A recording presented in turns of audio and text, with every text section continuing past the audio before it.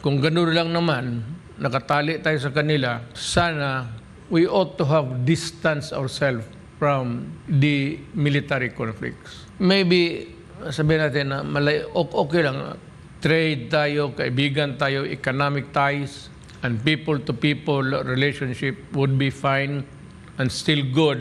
But sana hindi tayo nagpatali sa military ties natin sa kanila. What I'm saying is that yung defense ng ating country has always been dependent on America kung sakali may tagalabas.